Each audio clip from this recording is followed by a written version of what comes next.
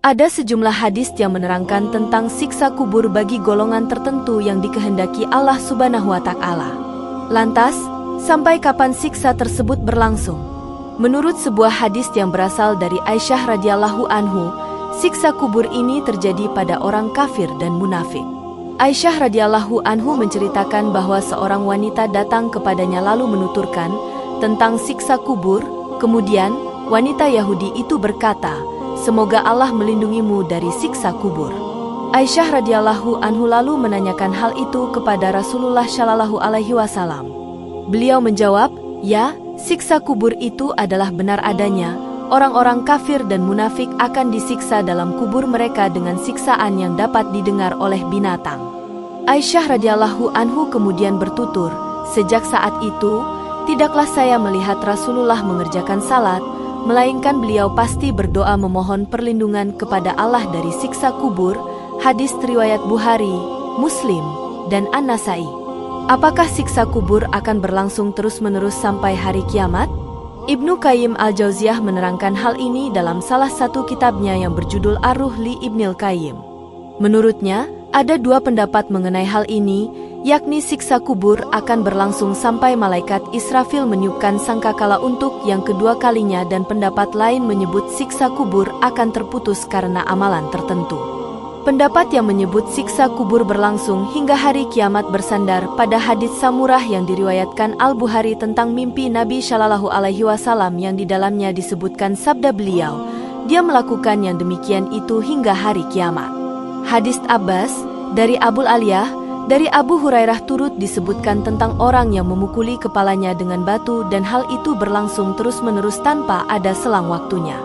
Selain itu, siksa kubur juga bisa terputus karena doa, sedekah, istighfar, pahala haji atau bacaan yang dilakukan kerabat atau yang lainnya. Hal ini, kata Ibnu Qayyim al-Jauziyah, seperti yang dilakukan orang untuk memintakan syafaat bagi orang yang disiksa di dunia, sehingga orang itu bisa dibebaskan berkat syafaat yang dimintakan baginya. Tapi ada kalanya syafaat ini juga tidak diperkenankan, karena Allah tidak menerima syafaat kecuali dari orang yang diperkenankannya. Allah lah yang memperkenankan bagi seseorang untuk memintakan syafaat bagi orang lain. Itu pun jika Allah berkenan merahmati orang yang dimintakan syafaat. Salah satu riwayat yang menguatkan pendapat ini adalah dari Amr bin Jarir.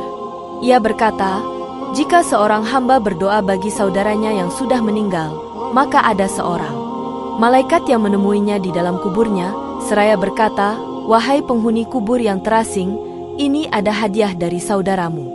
Siksa kubur bisa diringankan mengutip Taisirul Alam Syarh Umdatul Ahkam karya Abdullah bin Abdurrahman Al-Bassam. Ada hadis Bukhari Muslim yang menceritakan bahwa siksa kubur bisa diringankan. Dari Abdullah bin Abbas radhiyallahu anhu, dia menceritakan, Nabi Shallallahu Alaihi Wasallam melewati dua kuburan, lalu bersabda, "Sesungguhnya mereka benar-benar disiksa dan tidak disiksa karena dosa besar. Salah di antara keduanya adalah orang yang tidak bertakbir ketika buang air kecil dan yang lainnya suka menyebarkan kata-kata untuk mengadu domba."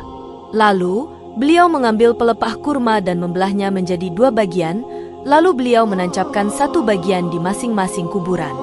Mereka berkata, "Wahai Rasulullah, mengapa engkau lakukan hal itu?"